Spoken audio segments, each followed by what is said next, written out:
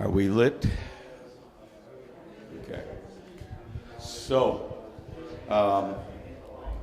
this session deals with sideline interpretation. Now, when I joined the Quick Steps in 2004, Bob Tolkas basically had everybody trying to do some kind of a sideline interpretation. It's gotten harder for people to get people to do sideline interpretation. I suspect that in part it's because they may not be comfortable speaking to strangers. Some people have that issue. It may be that for some of them, they aren't totally sure about the idea of how the rules really work together. At the ball game this morning, we had a situation where a young guy, it wasn't his fault, it wasn't anybody's fault, it's just one of the myriad of rules that didn't get explained well, and there was a foul ball, and he ran, and the ball, I don't remember if the ball went back to the pitcher or if it was a situation where the catcher just threw it to the base, but he advanced, okay, and he stuck there. And really, multiple people had to kind of call it out and say, you need to get back. You should be throwing the ball to the pitcher. The pitcher will take, So there are some rules that really don't make a lot of sense in the 21st century context. And the guy, when he went out for the next inning, said, I don't understand it, but from now on I'll do it, okay? Well, if that's sort of your level of knowledge and information, you may not feel real comfortable with going out and talking to strangers, okay? On the other side, we have a team in Minnesota where there are a couple people who aren't even in kit, aren't in costume,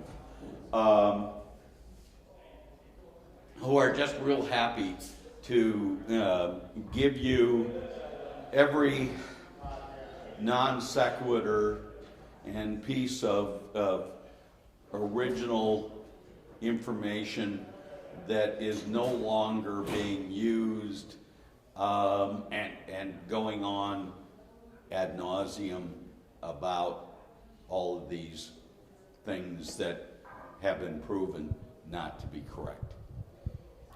So thus, we come to the question of sideline interpretation. And I may drive our faithful cameraman crazy a moment here, but I'm going to bring a picture around. And the question at the top is this interpretation or is this reenactment? So as I go around, I'm going to ask you to think about that, and then we'll start that as the basis for the conversation. So, interpretation or reenactment.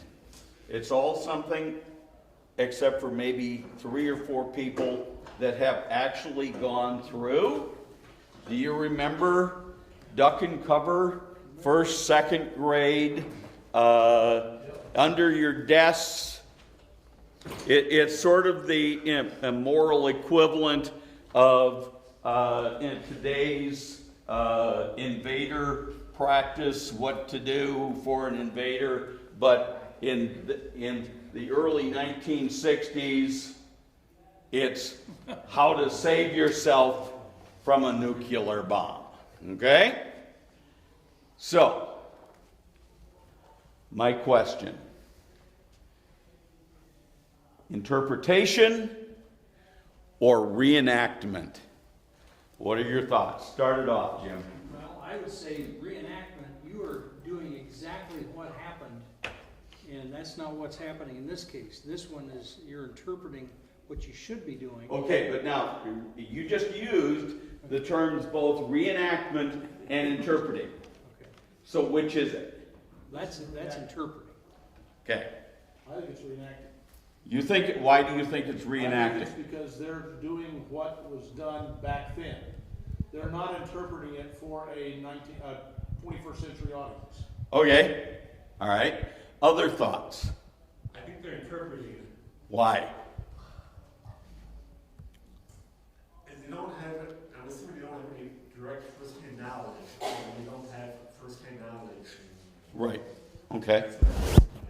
Okay, so when you are, and also add this question, when you reenact, are you trying to do it exactly the way it would have been originally done? If you are interpreting, are you still trying to do it exactly the way it would have been done? No. So, it boils down to the idea that for purposes of our game, a sideline interpreter is not trying to reproduce something. Our players are not trying to reproduce something exactly, okay?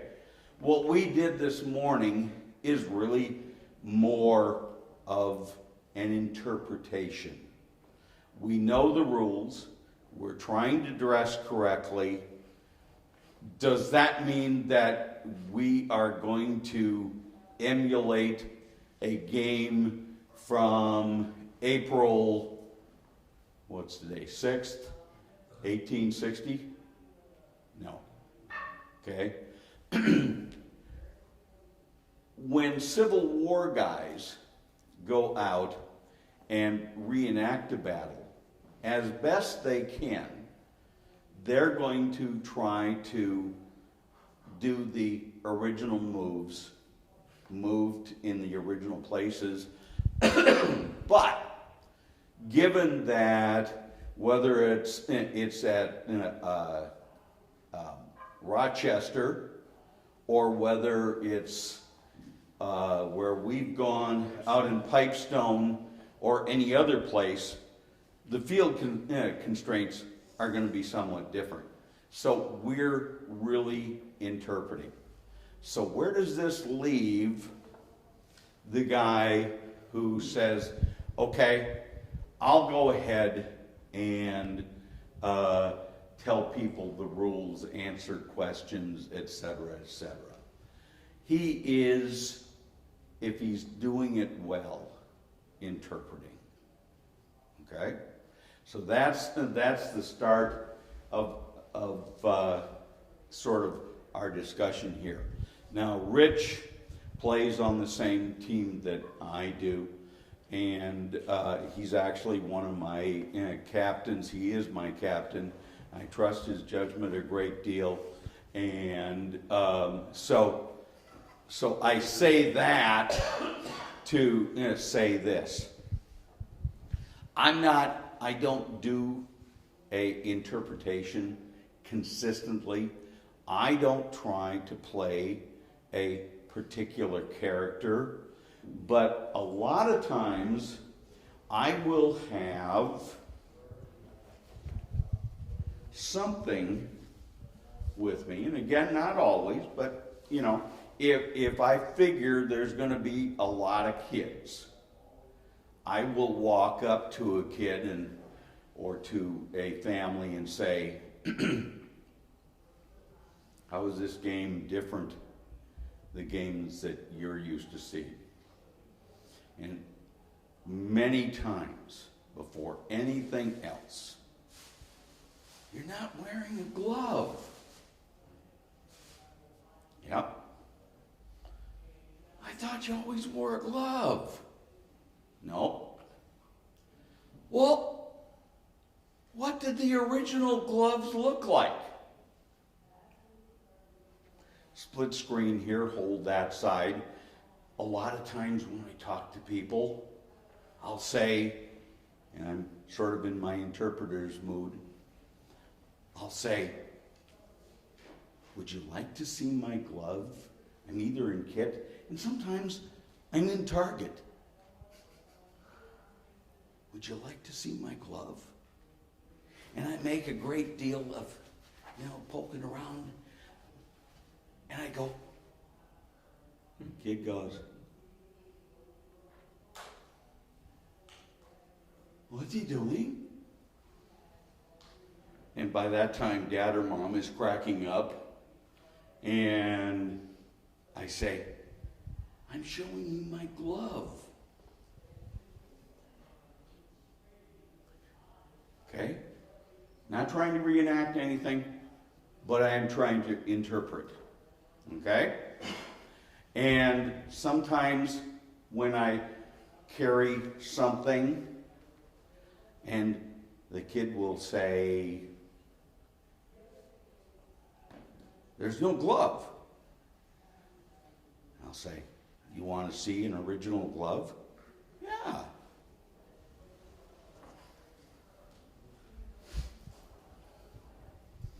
Let them try it on,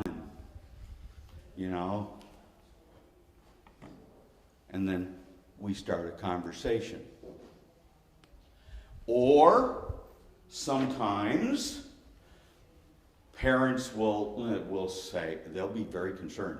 Out at the landing where I work and we frequently play, it's one of the original sites that the Quick Steps hung out at, there is a tree, basically kind of right behind second base. Okay? And someone will say, you actually play with trees? And then I first tell them the story of our match at Gary Shipicassi's house a couple of years ago for the national convention, where there were probably 75 trees on the field. 73. I was close. I stand amended. And 73 trees. And I used to carry pictures on my phone because the pitcher's plate was just this side of one huge tree, and the home plate was just, there was a tree just off this way. And so if you had something come back, you turned around, you're right in a tree. Well, I had a situation where I was catching, and the pitch comes in, the guy hits it, it smashes right off the tree, right next to the pitcher's plate, comes back, I got it right there, but I held it. And I'll tell him that story. See, interpretation is oftentimes about stories. Okay? And I have also shown them the pictures of what our playing field used to look like on pipes at Pipestone. And I'll drive my cameraman crazy and walk around here a little bit. I'm going to put this down. But I actually had postcards made up.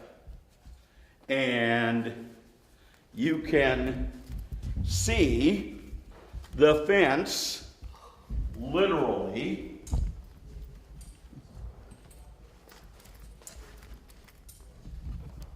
in the background. I'll get one more here. And the pitcher's plate, or I mean, second base is literally off to just the one side. And I made these up in bulk, so I let people keep them. And then you get the question, don't they run into the wall or the fence? And that allows me to tell them about the fact that a lot of fields, Muffin Field has a creek running through the middle of the outfield. What happens if it goes in? Go get it. You go get it, okay? And you're telling story, but at the same time, you're telling them an interpretive set of facts. They're going to ask you about your uniform. How many of you have gotten questions about your uniform? Yeah. That gives you a chance to interpret. And so interpretation is doing something accurately, but it's also telling the stories. Okay? And sometimes if I don't carry something like this, I will carry a carpet bag. And if I know, like out at the landing 4th of July, I always try to bring this set. This is a trap and ball set.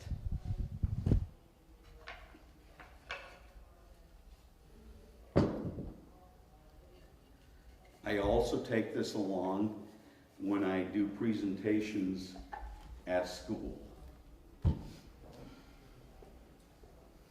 And we play a little trap and ball.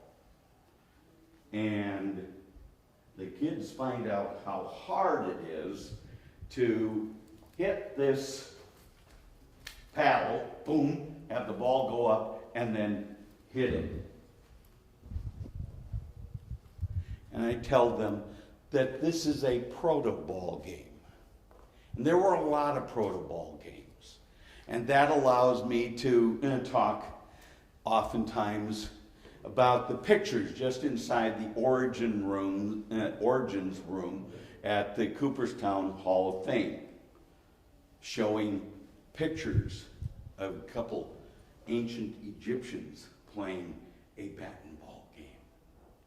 And that allows me to tell them about George Washington playing catch games with his soldiers.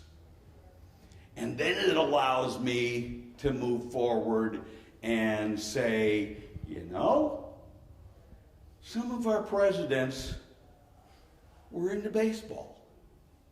Presidents like Abe Lincoln. There's a story, I don't know if it's true, but they had to pull him off the pitcher's plate to tell him he had won the nomination for his party for president in 1860. And you notice I'm using a rough chronology, okay? Not exact, but I try to do it in a chronology form, and I'm bringing in people that they understand. And that really opens up then to other sets and types of questions. And I might get a question about clothing. And sometimes I just wear a regular modern belt. And so they'll ask, how'd you keep your pants up? And I'll say, had a leather belt. And a lot of times, Corky can go into this. A lot of times it has either the team logo or the name of the team on it, and it's decorated. But you know what the big thing is? The important thing is, whether it's the glove, the picture, the ball bat game, I can put it in their hands. I don't have to worry about breaking something. They're gonna examine it. I will try to put a ball into their hands, okay? And this is a really old ball, and we'd never play with it anymore, but I would just toss it to somebody, and oh man, I just caught it the way they did in 1860. And then you get, oh, that's really weird. And they do what Corky is doing, and he's made those kind of balls, and they pass it up and down the line, and that gives me a chance to tell them a little bit about how a ball would be made at that time, and they could look at it, and then I get, that must really hurt when you catch it. Yes, yeah, sometimes it does, yeah. They have that textile sort of, they feel it. It becomes a part of them, okay? And I might carry an extra hat or a shield. And I might say, for special events like the 4th of July, we'll turn it inside out. So we really have 2 hats. Oh. I even had one kid go, "What is that?" I said, "That's the American flag. In 1889, there were 38 states. In 1860, well, from 1860 to 1861, suddenly there were a whole lot of less states, or a lot of less stars. Why was that?"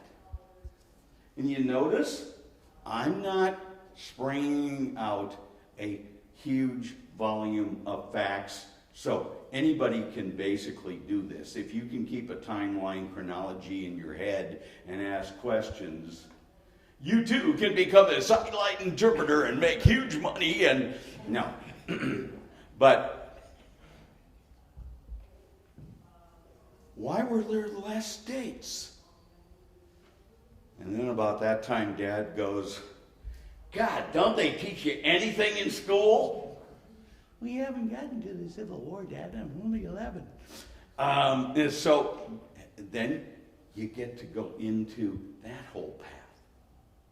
And then you get to talk about the picture of a ball game going on in the background while guys are drilling in the foreground of a prison camp.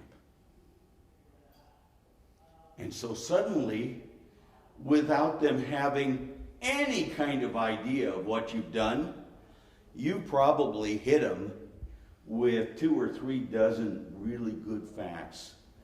And it's not just baseball, but it's historical and it's cultural. Okay?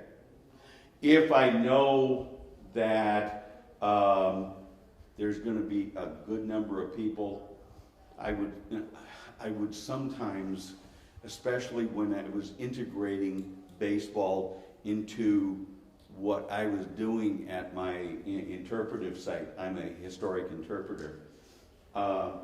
You can make up stereoscopic slides of ball games. And so you may have a ball game going on, but you can also put this in their hands and let them look at pictures. Now you're also talking about photography and communication and media. At which time you can talk about the fact that ball games were covered in local news. So you're still answering the questions about why did you do a certain thing, but you're answering the questions about what is this really all about? And I believe that we should try and be accurate, but I also recognize, how old is Dave Schultz? 72? He probably is not going to be the guy who wants to try and run at will, and so we don't necessarily portray a running game all the time, but I put at least one of these on each of your tables.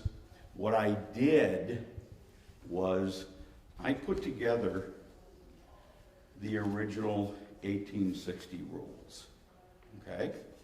And there are a total of 38, okay? And kids need context, adults need context. And so I tell them about Stu Thornley, who is a Sabre member, was an original Quick Step, and is now one of the official scorers for Major League Baseball attached to the Twins. And in the spring,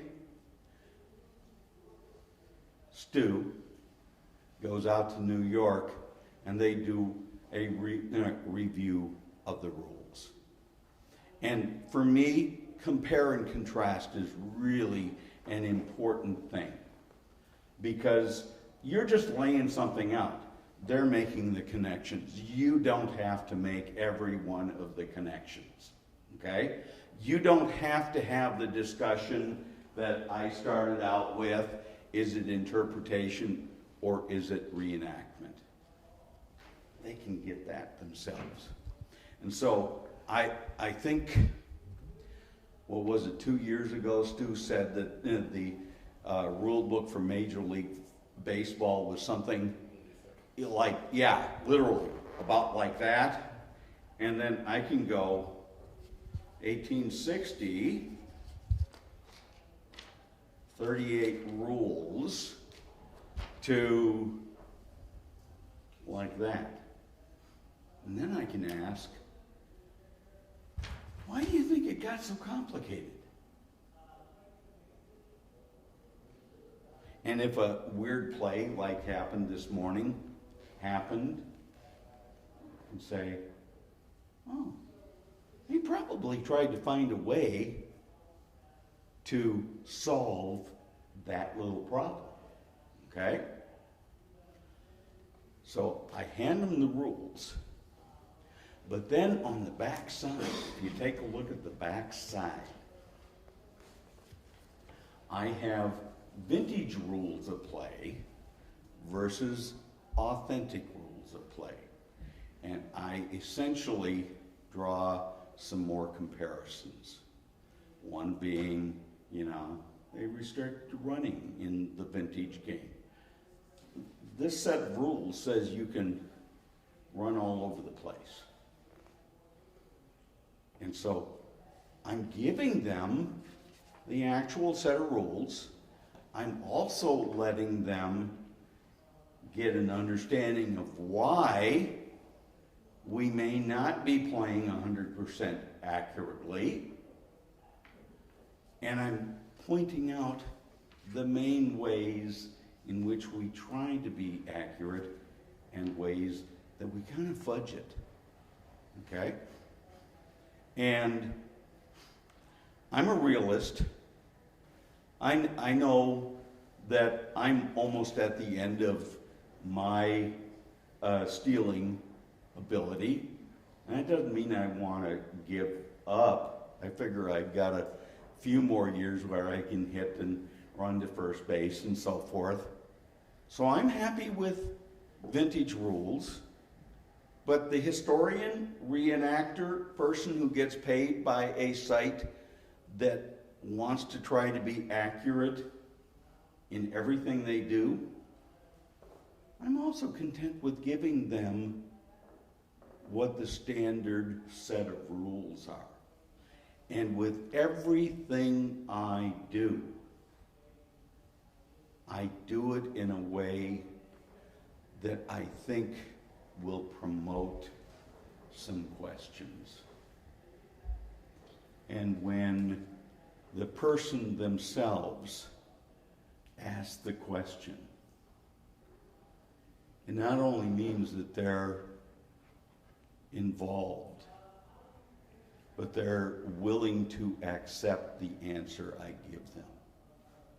And I try and give them the best answer that I can. So, you got questions for me? Yeah. One of the things that I've noticed, you know, and I like the way you laid that out and the sequence, but what I've noticed is that, you know, when you have a crowd and they're spread out over an area, sometimes along both base sides, it's hard to keep a flow because you'll find yourself staying in one spot Yep. for 20 minutes. Yep. And the other 98% of the people, they're not getting anything. That's why it's always good to have a couple people who are willing to do it. Well, you know, we're lucky if we have one, so. Yeah. No, I got it. And a lot of times it ends up being me or Rich, you know. So whenever I'm attempting to do that, I try to just move around and I just basically say, is there anything going on in the field that Yep. you've got a question about? Yep. And just let them, and then try to just answer that question and then just go to somebody else. Yep. It's Can't just, anticipate. yeah, I mean, you know. Again, it's that idea of using the question. And if you can draw, compare, and contrast, those two things are probably your best tools to working with an audience. And I agree. I'm pretty sure that's why Bob Tokes used to try to get all of us to do it. Okay? If we were into bat, we were supposed to be willing to show bats and balls and so forth. And over time, that's just gotten to be a harder thing for people to do. How I counter that, in part, is if I don't have them in the little particular bag, is what it's called, I will have maybe 3 or 4 balls in the carpet bag, and I'll just toss one this way and toss out one, go back and hand one to a family and let them start examining. And I try, and you're right, it's really hard, but I try to get around to as many people as I can, and a lot of times I'm doing it while I'm umpiring, which means I may miss plays on the field, but hey, you guys are supposed to sort that out yourselves, you know. So I try to set myself up in a way where I will be carrying 2 or 3 bats, or I will have 3 or 4 balls, and I always try and carry a bunch of pictures, or at least be able to talk about the situation. And here's the other thing for me. Rich knows this as well, and you guys who have known me for a while know this. I have no problem using my outside voice, okay? So, just because the 3 of you, I'm talking to 3 of you, the 3 of you over there are going to hear what I'm saying too, you know? It's one of the great joys of being a big mouth. Other questions or comments? Yeah. Yeah, my club plays in Chicago by the rules of 1858, which Yep. are a little different. Yep. Two questions. One, how do you counter that? And two, I like to talk about with the people I talk with on the sidelines, there's a difference between a rule and a custom. It's Yeah. unacceptable. Okay. The first one, as a history teacher of about 25 years, I understand that other history teachers may take this statement and go, "You heretic, you must be burned at the stake now." But in my mind, one of the greatest downfalls that history teachers have perpetrated upon the world is having to know the exact date and time that something happens. I will say, okay, between 1858 and 1865, the rules changed somewhat in every year except for one. Okay? And I'll say, might have been a small change, might have been big change. May have been just one change, might have been multiple changes. And for 95% of people, that's going to satisfy them. Okay? And the issue of tradition, I will say, we got guys on our team who are well past the age where they feel comfortable trying to run open. And I will say, in 1860, the rules give you the ability to hit your way on first and then steal second, third, and home. But a lot of guys don't feel comfortable with that just because of age. And so I don't press it. Okay? I could become the baseball Nazi and say, "You will run at every opportunity because I'm going to tell everybody that you're doing it wrong if you don't." But I'm not a baseball Nazi, and that's stupid, so. Yeah. You were talking about interpreters, and sometimes you can have one or two of us dressed in interpreters' clothes, but sometimes we don't even have that luxury.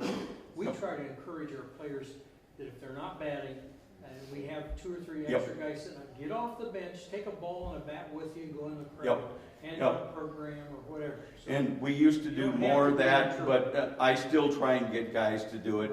And some guys have simply said, "I don't feel comfortable doing that." And I don't press it. We used to have 15 to 18 guys at a game, now we have about 10 guys there. 10. And part of that, Everybody's playing now. yeah, and part of that is simply attrition by the fact that when the rule about having 10 guys on the squad became more prevalent. In order to try and honor that, if it was a game close in, I would just pick 10 guys or have 10 guys, cut it off at that point. And then I would tell the audience or people that asked that was part of the rules. And yes, you're right, it makes it more difficult to do the interpretation. And I've even asked a couple guys if they would want to come along just as interpreters, and they don't. So it's one of those deals where maybe as I got older I'm tired of fighting, but I just live with what I got, you know? It's not a good answer, but it's the real answer. Yes, sir. You both said 10 guys. Yep. Who's the 10th? It's a spare in case someone gets ill or injured, they come in and replace them. Okay. Yeah. Yeah, there's nothing in the rules that says you can only have 9, but most teams back then, am I right? Yeah. Only played 9. Yeah, Right. But right. just so that we have guys have more of a chance to play, we'll have 15 guys sit on the bench. Right, and I know that somewhere along the line that kind of fell out of favor. Believe me, having 15 guys willing to come out, it makes my job, makes Rich's job a heck of a lot easier, because you know that you can shuffle people in and out. But when we can, we try to preserve the authenticity and acknowledge when we can't, you know. Other items, other questions? All right, well, thank you. I appreciate your coming and listening to the ramblings of a older guy. Yeah, a heretic. So, have a good rest of the conference. Thank you.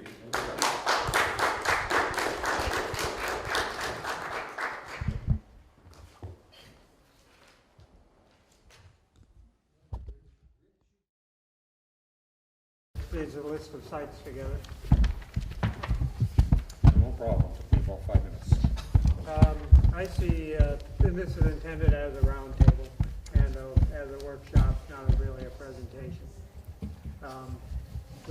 We have few enough people so we can get everybody around one table, which is great. And it's a round table too. It's round. The nights of the round table. Exactly, the night. I'll be circumference. We can get around. Hey, I'm a math teacher. It can be a Circes. Circes, yeah. At the high level, I see three purposes for research in our particular crazy hobby. Researching the early history of the game itself, from Knickerbockers through at least 1870. There's more specialized researching rules and how they changed and how they were interpreted. And the third would be to research a specific geographical area or a club, which would be in a specific geographical area. So that applies. Is there any general areas you think I've missed? I'd just like to add 90% of what's done on the 19th century involves professional baseball. David Nemec, encyclopedia of that, and it just covers the pros. But that's There's a subset of minor leagues as well. But and then on the opposite extreme, Peter Morris has done a book on amateur baseball in Michigan. That's something every Sabre person or every vintage baseball player could get involved in, is researching the early baseball in their particular community or county or whatever, and come up with something similar to what Peter Morris did. And he did this about 10 years ago. When you say professional on this book, so this 1871 and after. 71, yeah. Is any specific focus more appropriate for today, like just the years of vintage baseball in the Mid-East and Midwest, or we want to deal with the entire 19th century? Something that's always intrigued me is the period of the Civil War and the impact the Civil War had Okay, in the. that's before 1870. Because I date the professional era to starting in 1866. If you want to include a gray area where it was under the table, which a lot of my research in the last few years has been 1845 to 65, which is what I consider the amateur era. Gentleman era. So we could stick to before 1870. We could do whole 19th century, which would be Nemec on paper, or either one of those, or both. But when we're talking about the sites here, Well, my preference is the years we play. That's kind Okay. of what I like to cover is, Probably pre-70. right. To me, once you get outside of that, you start losing the focus of what you're trying to teach people who are playing the vintage game. I understand you're losing focus, but don't forget that because they may only play one era, doesn't mean they can't know about others. Oh, I agree. And I agree. give information to those. But you to try to those teach them spectators. something outside of their era while they haven't even learned their era, it gets a little wonky there, that's all. That's true. Yeah. Okay. Then, from what I hear, we'll stick to 1870 and before, which means NEMEC is a topic for another day. I brought that as just a. Yeah, I as a- understand. as a But there's explanation. It's a plenty nice of- prop. I would be A afraid nice to prop, buy that it's book. what's been done is professional. I haven't read that for the many most pages part. in my So life. amateur balls. Another thing, one of the Sabre chapters, a project that I got started is trying to determine when the first game in each county was played. 87 counties in Minnesota. Most of them were settled after 1870. We've gotten about half the counties, at least we think is the first game. It's an ongoing project, it's been going on for several years. This kind of, but it's amateur baseball, but it is localized in the community and makes Yeah. some sense in it's a context. And it's providing history that's Well, been yeah. lost, and so, We'll run into that on the protoball site. yeah. When you find a team before 1870 or whatever, sure. and they didn't have a county, how do you categorize it? Like, I don't know what Rochester Well, was. the It was project so 67. far has only done one or two places in each county. Right. In Minnesota, that works out for the most part, but that won't work out everywhere. But before we first start on, newspaper. before we start on any site, does everybody have internet access? Yes. If so, could you Out your get- phone please, and- please log in if you're not logged in, or get your phone out. I'm the only one who doesn't have internet access probably. I don't have a phone, and I couldn't get my, in this hotel, I can't get onto the, network. And I got But David, you but I can just don't- use my computer here, Yeah. Bob, and just You know, can I need put- to refer to anything. Are we gonna have a test, is that why Test. who's? No, it's a- How to get on there, how to get on the site the This is fastest. a workshop, and I'm an ex-trainer. Training is, Using is hands-on, and it's a lot more valuable to you presumably if you can do it on your own unit. If you do it once, you should be able to do it again. Exactly. That's the theory. Again and again, until you get it right. No practice. Stop. Never mind. Okay, everybody got one? Dave, you have one? Nope. Okay, can you look on with Eric or Larry? Yeah, we can do it. Okay. To start closest to home, as has been mentioned in the umpiring presentation, the VBBA site has rules list and interpretations for the three most popular vintage years in the 1860s, 60, 64, and 67. Let's find that first so you know where it is.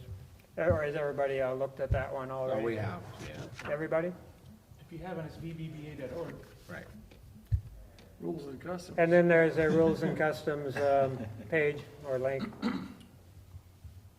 Hang on a second, it's making me download their Clarion app. Oh, Oh, okay. Yeah, then there's a password to be put in. I did, Okay, all right, so now we're going to vbba.org, right. if it'll let me.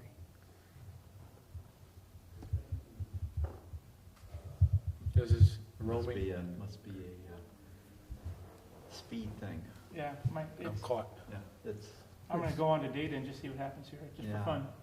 Data? There we go. Yep. I just hit a wave. All right. Like internet research in general, it's, if you don't have speed, it's gonna take a lot longer. yeah. I went on to data and it just snapped right in, so I think there's a lot of people probably trying to access it right now. Yeah. Well, there's Yeah, 5 at this yeah. table. At this table. At this Only one per table. Okay, we're on. And in the rules and customs page, there is a, why don't you get on that too, Rich, so we can see what we're looking at. Okay. Next order here.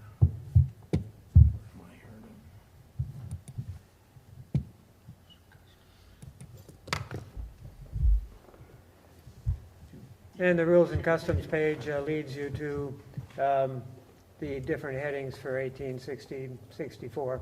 67 isn't on there yet. It's literally just finished yesterday. Yeah, Marcus sent his updates. Yeah. But it should be on VBBA.org in, say, within what, a month?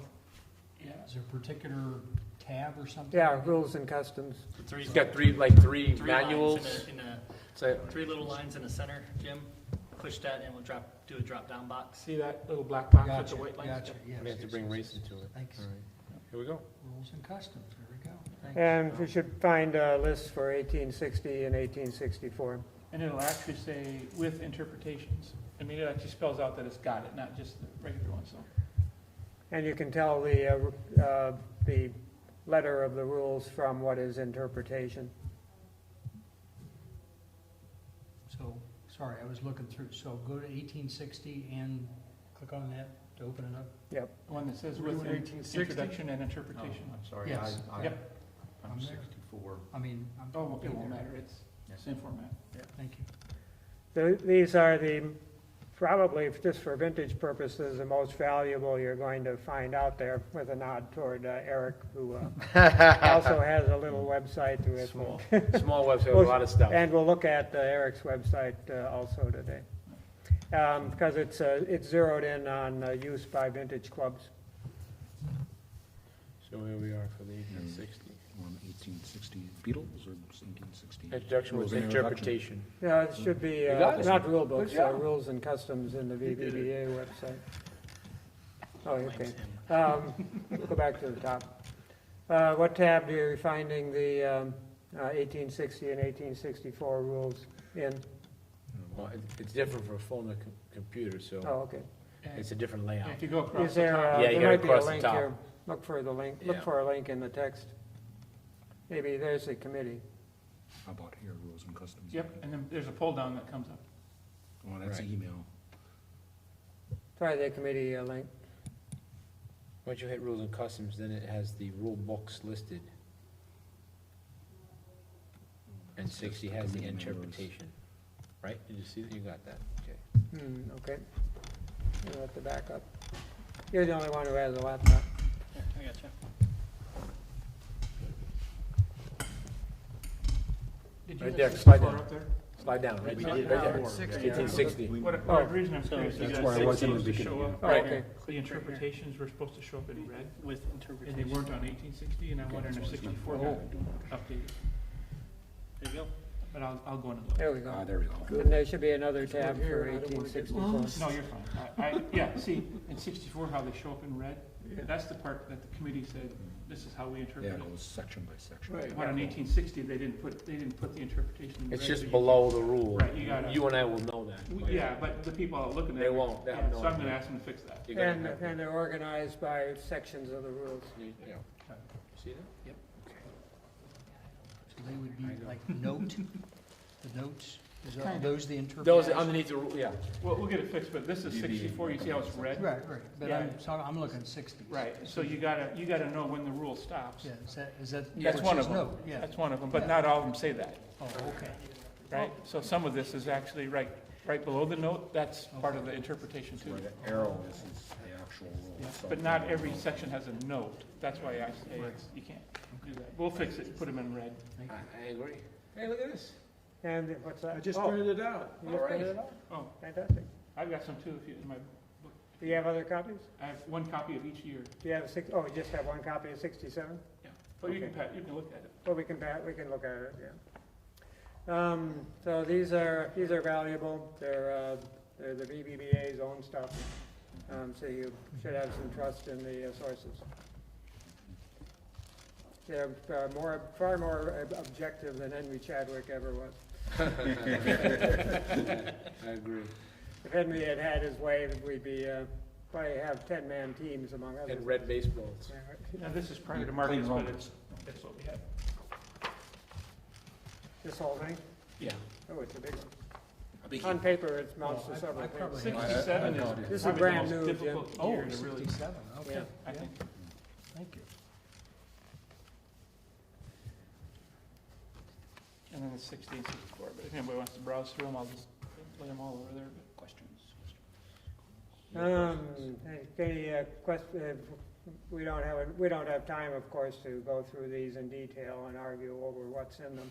But today we're showing you sites.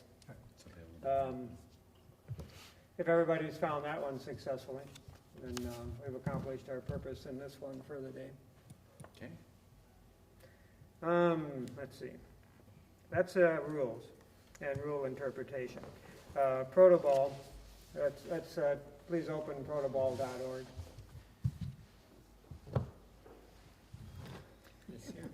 Protoball not only covers our the ancestor of the modern game, the Knickerbocker rules, and then what was called the New York game, as spread by the National Association of Baseball Players from 1858 to 1870.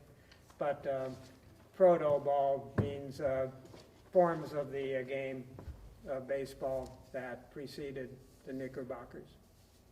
And it goes, as you can, and I'll let you get it open, and then we can look at the scope. There's a lot there. There's a lot in this. We'll just, again, just be hitting the surface. Have you ever seen this? Like, Oh, I'm on it. I've got stuff published. oh, you do too? Yeah, me. All right. The thing I found, just as a side note, it's for me, as being new to it, it's difficult for me to manipulate to find what I really want. Well, the search We'll see. feature. We'll see. Right, and that's what I want to learn. Yeah, we'll look at two parts of it: the chronologies, which will show you how far back they go. And when you have it open the chronologies section. Actually, this is the site I used when I found out that Fort Wayne actually had a baseball team in the 1860s before the or Huntington, not Fort Wayne, but Huntington had a baseball team. They already had all that information in there. Yeah. Save you some time. Got a Sabre researcher named Bruce Allardyce has done an immense amount in this site. He's got far more items uploaded, because it's a sort of Wikipedia for early baseball. Is he the guy from Chicago? Yeah, Okay, I've heard the name. I've actually met him I once think he wants in Chicago. Oh, you want to know how to get the chronology? No, I'm not there. Oh, okay, here. Sure. Up here on the blue. is When where you, the search all those feature is. big words. Yeah, so here, chronologies. Yeah, the big sections. Zoom in on that. When you get chronologies open, you'll see that it goes back to 1700 or before something. Christ. They're very early. Practically any mention of a ball game is in there, because protoball takes in all types of baseball, bat and ball games that they can find. There's at top of one section there's a list of game names, and there's a few dozen at least. And if you then you can pick a date. So if you say, for instance, enter 1845 or go to 1845, you'd see the Knickerbocker and what entries they have just for the Knickerbockers in their first season. You say they went back before Christ. You know, the first game played was the Bethlehem Braves and the Jerusalem Braves. No. It goes back. And Goes back The to big inning. the game almost got canceled. There was a plague of locusts. And Jesus was the catcher. Peter was the pitcher. I And think he kept shaking. Methuselah was the ump, wasn't he? I don't know. I think Harry called it, but every time Jesus would give Peter the sign, he'd shake him off, and after 3 times, he denied him 3 times. And Jesus came out and gave Peter the Sermon on the Mount. So, Maybe. You're You're right. Can we do Jesus Christ in baseball? Maybe you should write that up. That would be good. That was You good. tell us in You know church, what? I'm sure. That was It's good. the unassisted triple play. It's the Father, the Son, and the Holy Ghost. You There you gotta roll it. Another feature in chronologies is that or in the site in general, is that you can pick a subject. If you want to see, you could go immediately to a specific club, baseball club, if you wanted to see what there is about it, or to a specific city and see how many entries there are for Columbus, Ohio, or how many entries there are for Rochester, Minnesota. And it'll search all the sections of the site and give you a list. I'm assuming the bigger the town or the more baseball there was, the more you're gonna find, but. Of course. Yeah, that's interesting. If you, the Yeah, more, more spec- newspapers, the more you sources. can narrow it down, the better, but if you want to start with a big I list, always you use the can do that. keyword search feature, which is the big open white box up there. This big box Yeah, here. that box right there.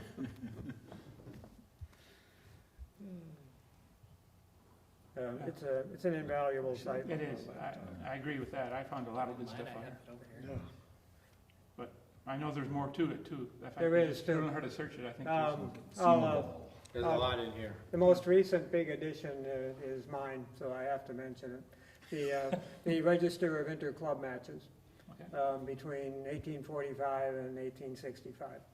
I just went into every site I could find and recorded information about every interclub match.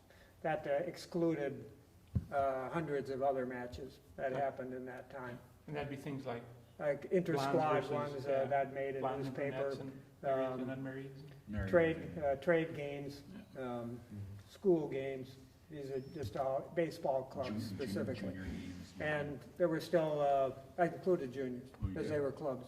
They were baseball clubs. Oh, yeah, if it's junior against another, Yeah. another junior team. And,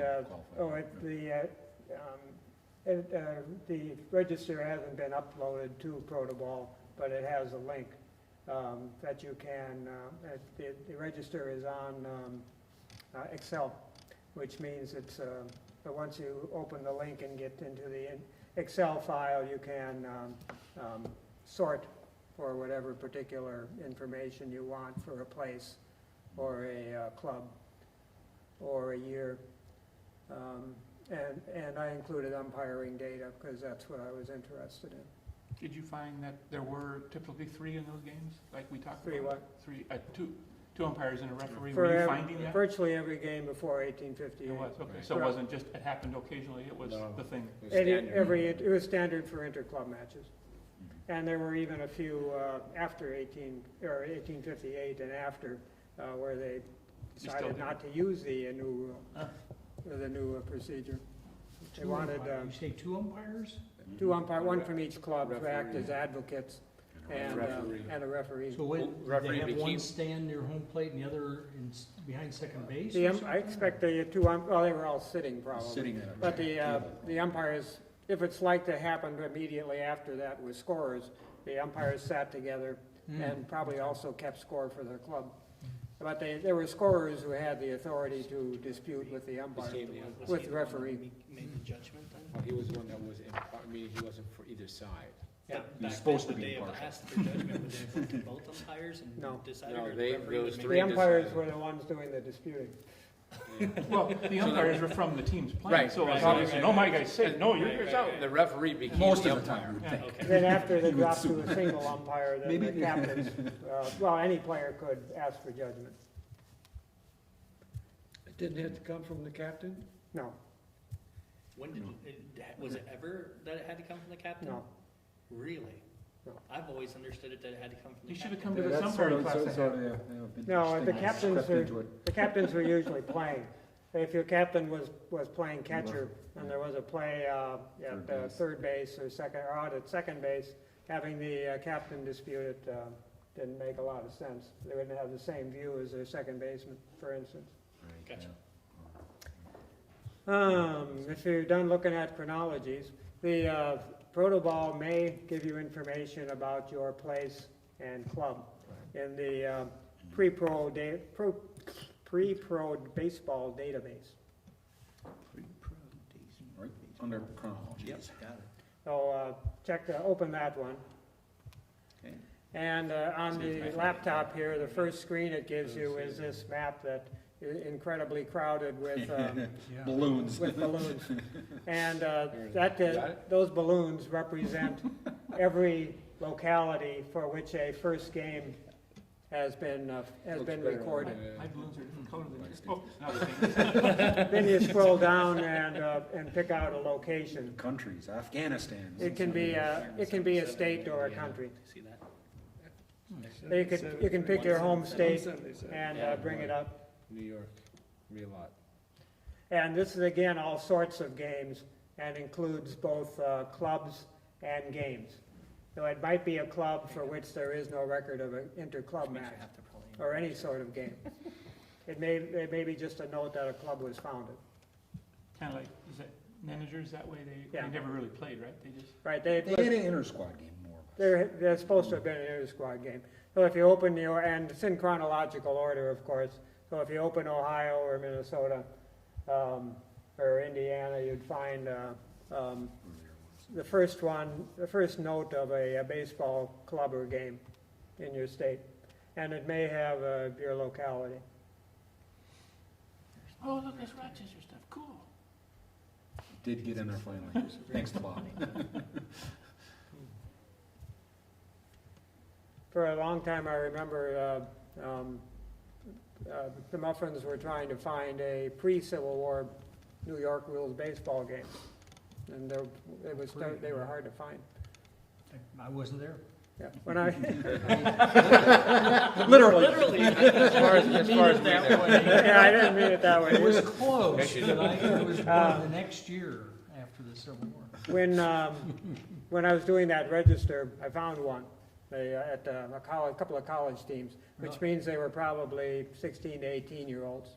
I think it was Kenyon College, up near Cleveland? Kenyon, Or Easton, no, Ohio? Central. Is that Central, Eastern Eastern Oklahoma? Central? Eastern Central. And it seemed to be New York rules from what I could find out. But that's the only one, there's no description of how they played. They just, the box score indicates that they were using New York rules in some form, which would count. But there was types of baseball games in Ohio before that, of course. Quaker City. Cincinnati was first on my list here. Really? What year? Interesting. Let's see, Quaker City, it's a Quaker college. 1858, July Okay. 22nd. What kind of, was it note of a club being founded? 1867, 98. It just says Baseball Club of Cincinnati. It was club. First game by a newly should be able to- organized club was there's- played in Walnut Hills. These entries should have the reference and perhaps a note with a detail about what's in the reference. According to this, it's out of the Cincinnati Daily Commercial. So it's a newspaper. A newspaper note, Yeah, yeah, yeah. that's what all these are. For the most part, yeah. So I've got some Minnesota clubs on there, can I send them to you, or do you want them? The articles that I found that Rochester's played clubs.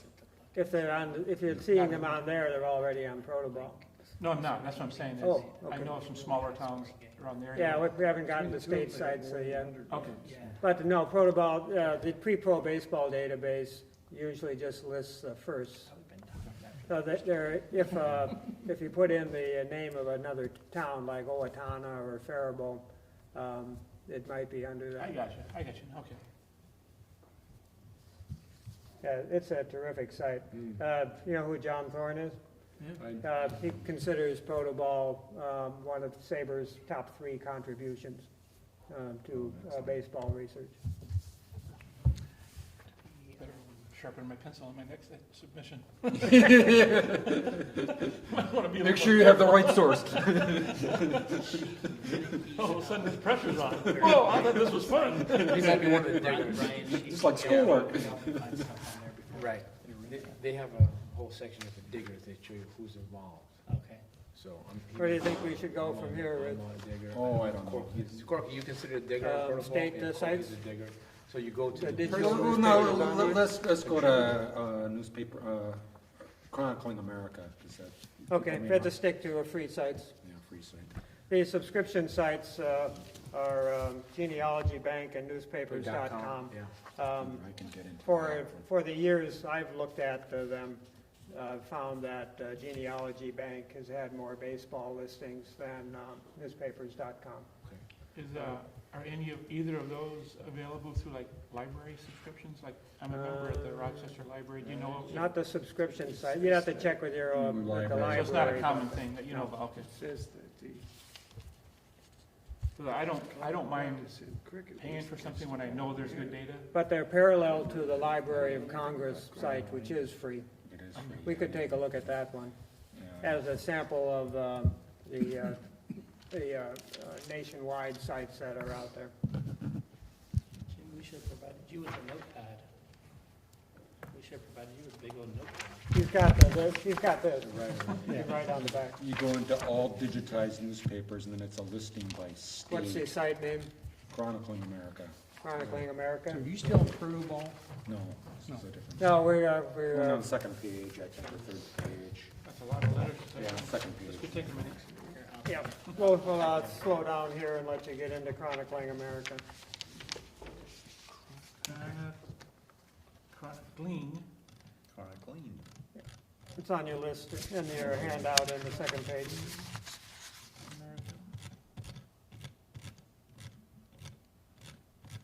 And you go into digitized newspapers. These are digitized Not newspapers. sure. No, yeah, if you want to do a search, go back to the top and let's do a search. Site can't be reached. I don't. Okay, where's the search? That's where you. Right Oh, here. right here. Advanced search. Hundreds of newspapers, small advance. Library of Congress. Open, when you get onto their page, open advanced search. Okay. And then you can select a state. Then you can select Yep. a state or all states if you want to look all over the place. Why don't we look in Ohio, let's because take you had a that. question about Cincinnati. All right, let's do it. No, I just said, that was the Oh, first. Or Larry did, I think. Let's go. Let's go Ohio. Yeah, let's do it. And then you can select newspapers. All You newspapers. can select all newspapers in Ohio, or you can look through their list of newspapers. There must be something called Cincinnati something or another. Yeah, I could scroll down and select newspapers to, which is in alphabetical order, I selected all, so. to Cincinnati. There's a lot of newspapers there. Yeah. So I did Ohio. The Michigan ones would Okay. be- Cincinnati. And then you need to scroll down quite a bit to Cincinnati I'm getting close. or Columbus, which is even farther than Cincinnati. There's Wait a minute. hundreds of You're still only in newspapers CHI. I mean, I'm looking at all the papers for some reason rather than just the Ohio Oh, papers. it's not sorting out to Ohio? No. Because I didn't press search. I guess you gotta press search for That just would help, Ohio. you know, to let them know what to do. I put in Ohio down here where it says select states. And then you got 42 million. Yeah, it's a No, lot. I get 0 items. For Ohio? I'm in advanced search, Mhm. select state, I put Ohio. Yep. Then you gotta come over to the side, upper on the right, it'll say select newspapers. Show them that, Rich. US newspaper directory, maybe? No, No. no. There should be a field right It's in it. next to, Right next to. select the state called select the newspapers. Okay. So I'm supposed to select a newspaper out of that, huh? Yeah, if you want to do one at a time. If not, you can click on all newspapers and get all Yeah, you're gonna Ohio get hundreds papers. of them, Gotcha, Jim, okay. hundreds. So I have it here, Cincinnati Daily. Daily Press, Star. Daily Star, it's press is what I see from Cincinnati. And Cleveland Plain Dealer, it's 1865. It looks like 1860 is the first Cincinnati paper that's been digitized by this website. There might be other. Oh, Rich went back out and went into a different heading besides advanced search. I went into their normal search. He went to all digitized newspapers. And just went down, went to Ohio and then, Yeah. well, and then you can click on the paper. Holy moly. But then- Let's slow down, we haven't got people there yet. Yeah. Then you wanna go into calendar view. Right, well, hang on, slow down. You move Too fast. Good mate.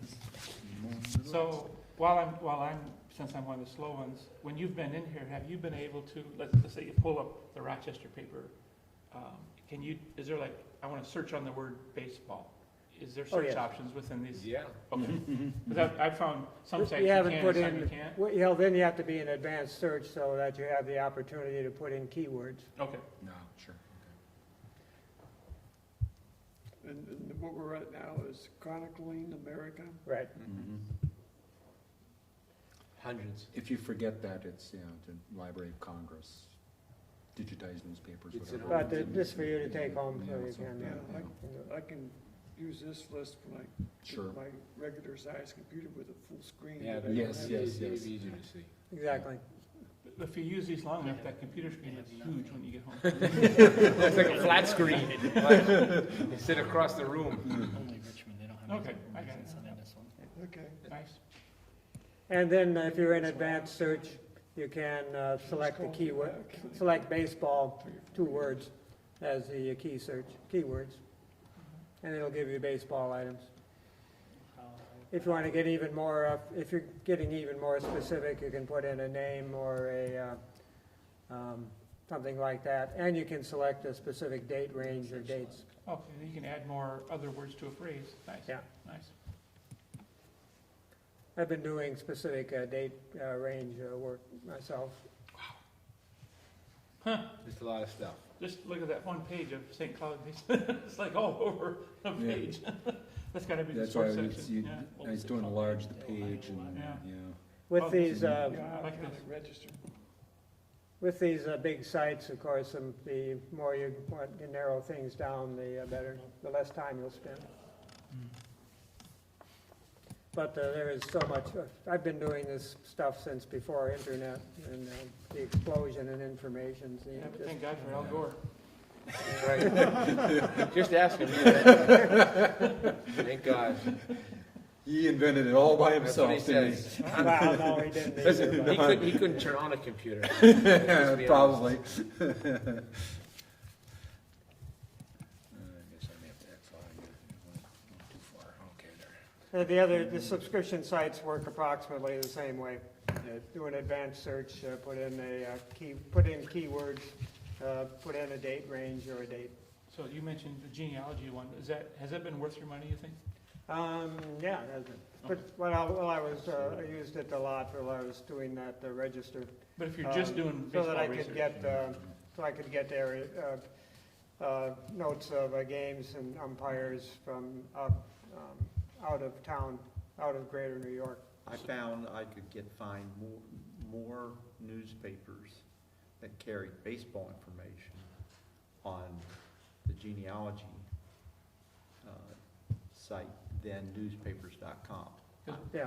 My wife, And they both I have- didn't know that he was using it, but my wife, who does genealogy, she told me that she'd found this new search site, and she said, boy, I'm getting hits and stuff that I've never gotten.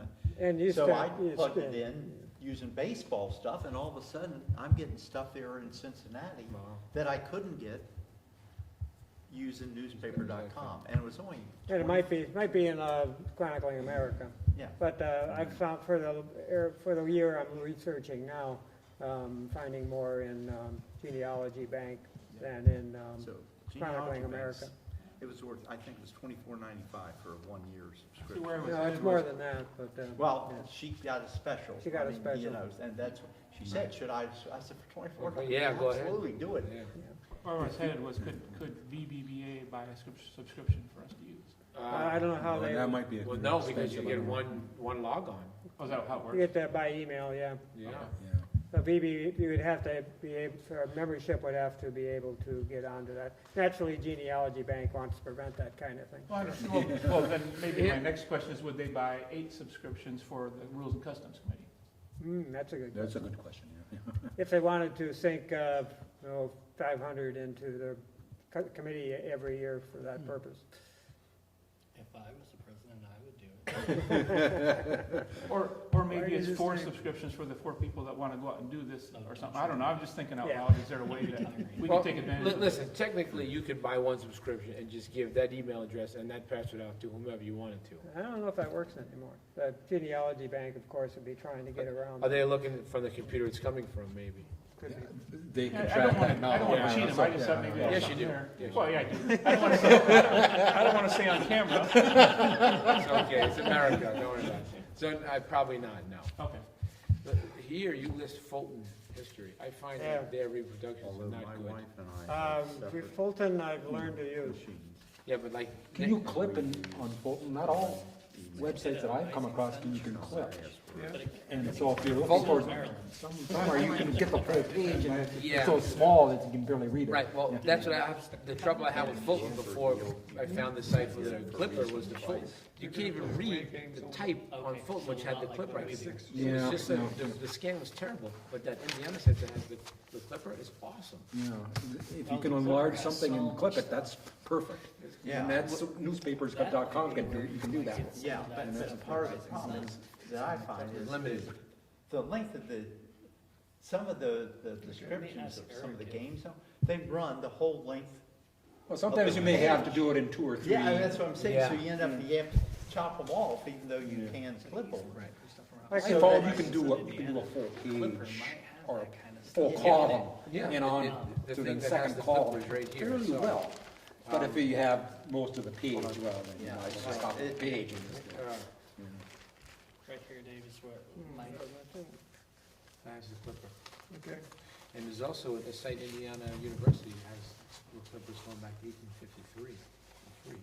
I downloaded it, I'm up to like 1887, like full years. Yeah, that's the Clipper microfilm. Yeah, I've been That's, downloading it on my computer. I got stuff, I think I sent you, no, I sent you mirrors. mirrors, oh my The, gosh. when I got, There's so much stuff. I've gotten so seriously into this that I've been to libraries that had bound volumes of the 3 outstanding weeklies of the 1850s and 60s for baseball coverage. And I found that the Clipper, for instance, the microfilm that all these sites use has entire years missing, and months and issues that are in the bound volumes. Yeah. So I was in those libraries taking photos and putting them online, which is a perfect lead into showing you a site. It's not a site because it's not online. What I've been calling now the Hirschberger-Tholkas collection of photos. Richard Hirschberger has added a lot more than I have because I've still been monkeying around in the Civil War era. But it's available on a flash drive. You have to buy the flash drive, send it to Richard, and he will copy off the entire collection and send it to you. That's the I newspapers? did it and it's worth it. That's in the newspapers? I have it along on a flash drive, It's like so we 500 can, gig. we can open it up and you can look at the index and see what's in there. I use that a lot for when I was doing making the baseball review. Is this- See, this is where I got my start 10 years ago. Hirschberger had mentioned in Saber List a reference to correspondence in the Sunday Mercury, which answered questions about specific items of play, which is exactly what vintage baseball needs. That's different than the X letters. Let me see this. That's beyond the X letters. Oh, this Most of the Mercury correspondence is 1859 and 1860, when they were doing major monkeying around with the rules and confusing everybody. So there were a lot of letters to the Sunday Mercury about specific points, and the Mercury would print the question and the answer. And the person doing the answering was William Caldwell, who was on the NABBP Rules Committee. And that was the X letters, right? No, That's not the X that's letters, not the okay. X letters. The X letters were 1857-8 off-season Okay. in the spirit of the times. Right. In Porter's spirit of the times. Someday when we have another hour, I'll explain the difference between the spirit of the times, Porter's spirit of the times, and Yeah. Wilkes' spirit of the times. Now, this thing here, is this the one that he Here's started the with index. Can you 2000? pass this around? Is this like Can you 2016 unplug did he yourself start and this? pass it Oh. around? and pass it No, on. unhook yourself from the electricity and pass your laptop Is around. this the one that he Oh. started? Or just turn Just turn it around, okay, well, yeah. Well, it's still hard to read. How much cord have you got? Yeah, I don't think we need the mouse, you can unplug it, plug it on it's- Now, when was the last time you guys added to this? I don't think I haven't added anything to it in a long time. But you'll notice in the list, the Clipper, which would be a combination of the microfilm and the bound volumes. So it's as complete as the Clipper gets. And the New York Sunday Mercury. Yeah. And Porter's Spirit of the Times, which is not online anywhere. The Spirit of the Times, which is in Fulton History, which you don't want to try to find it in. Oh, it's terrible. And the Spirit of the Times is most valuable for 1853 through 1857. And then it was succeeded by Porter's Spirit of the Times, and then after Porter died, Wilkes' Spirit of the Times. You know, I found The out. problem, the great gap in 1850s research is that 3 years, almost entirely for 3 years, the Sunday Mercury is lost. It was the #1 coverage newspaper in, for baseball at the time. Much more than the Clipper, more than Porter's Spirit. Porter's Spirit used to run the Sunday Mercury stuff a week later. Chadwick was Clipper, right? Was Chadwick became the Clipper later. Before Chadwick, the Clipper didn't have much. It's definitely #3. who did the Mercury? Is it for William Caldwell. Oh, that's Caldwell. Okay. How So big I've of just- a flash so it's- drive do you it's need in order once to a get that? I week. mean, that's a lot That's of the information. expensive part. That flash drive of the needed capacity is, I don't remember how many gig. 512. I bought one at Costco for $35. If you guys Oh, want okay. to That's not bad. That's yeah. not bad. That's not bad for That's all that actually pretty information. good for- That's I pretty almost good. bought a bunch of them because I bought one online for much more than that and had it delivered to Hirschberger. And he eventually got around to sending it back. He gave me that in like 2016, but he must have Terabyte added to it. is the. But they don't You make could flash ask him drives what much he's bigger added. anymore. Yeah, I'll ask him. Haven't had They it. get really slow the bigger they get. Yeah. So 512 is what you want. So You won't it's, fill it fully, but it gets it fills it So it's high. newspapers upon. and he's gone in, some of these go into the 1870s and so on. 80s He's got sometimes. And- baseball guides too, the Beatles, and he's got. Yeah, well, there's a site for that, you And can Beatles. download those too, don't Yeah. forget, You can right? They're Yeah. already on there. My Right. point is, you got a ton of stuff. And also in here is an item called, let's see, it's back up here, back out to the index. You need to get a wireless mouse, my friend. Yeah, I know, What I is know. It's Terrible. over in the, on the index, In my not the Clipper. room. Go about to USB drive. Oh, just click on. Okay, in the Ps, under letter P, is primary, what does he call it? Primary docs. These are notes that transcriptions that Hirschberger has done of the most prominent newspaper entries that he found, most important for baseball history. And he goes back to 1829 and they go to 1891, just as recently as he's researched. So you can pick a year in his primary notes and read all the top entries from the major newspapers for that particular season. But that's for researching the general history of the game rather than a particular Specific, yeah. area. Yeah, but it's just as important to know, so. Yeah. So that's in there too. Games which should be null and void. So if one was interested in getting their thumb drive filled, shoot him an email and say, hey, I'm interested, I'm gonna mail it to you, and He's our distribution center. You have his email address? He volunteered. Yeah. If you send it to me, I'll forward it to him, but you'd have to be adding a middleman. Send me his email address. Yes, I'll do that. Get 10 of these things in the mail. He's got at least 8 from this. No, we won't get, I already got it. Yeah.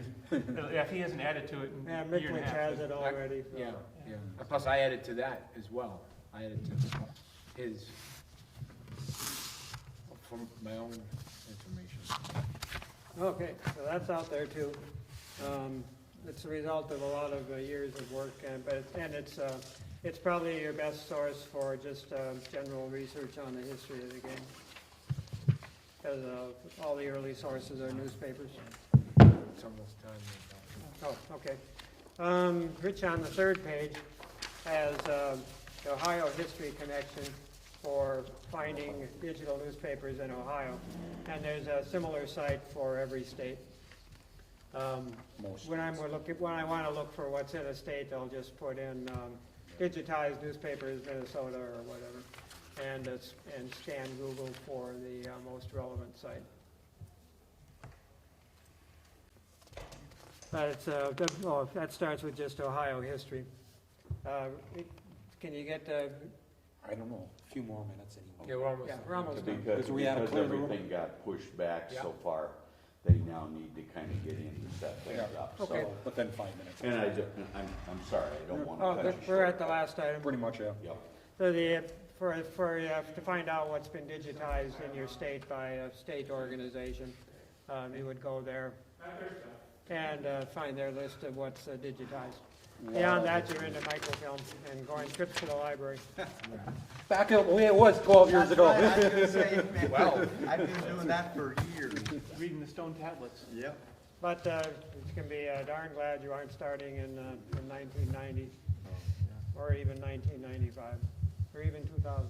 Gosh, when did I start going That's through probably microphone? a lot Oh, of God, hours in at the the 80s. library. Well, I would imagine even before that, you're stuck in your library. So, I mean, that's it. But you gotta call ahead too, you just can't show up. Well, yeah. Oh, but- yeah, right, yeah. It's like Yeah. there's nowhere else That's to another go, problem. right? Yeah, The first collection of Sunday Mercury I put together was by making requests for copies from microfilm from the NYPL, which they would do the microfilm, they would do the photocopying from their Sunday Mercury microfilm and mail it to them. Like a charge per page or? That's what you gave me the That was difference an of, right? expensive That's hobby the for a stuff you while. gave me. And then I went back and I redid the years of the Sunday Mercury that I could get photos, I could take photos of from bound volumes at the Yale or where else did I go for Sunday Mercury? Or the American Antiquarian Society, which are the two libraries that had collections. There isn't a comprehensive collection anywhere. On a side note, are you doing the rules and customs thing tonight? Which rules and customs thing? The short presentation we're supposed to give to the board, or to the gatherings of people? That should be On the 67. chair. Who's the chair? I'm calling, but he's not here. He's not here. You could, or I could. Yeah, do it. You didn't even know who Well, you guys, Yeah, I'm not into it, but you guys can do it, yeah, do it. Yeah, we can all pop up and do it, be a panel, and stand there and contradict each other. That'd be, That's pretty much the way it is. interesting. Will there be a computer there? I got a presentation on here. I could. Where's my, oh, I gave her. I might- Thanks, guys. Thank you. But where, you know where we're having it? Cincinnati, you wanna know the results of the game? They blew it in extra innings. Bottom of the 10th, There you go. 6-5. In other words, you didn't know. Guess who the You losing, haven't lost any, missed anything today. guess who the losing pitcher was? Okay, losing pitcher.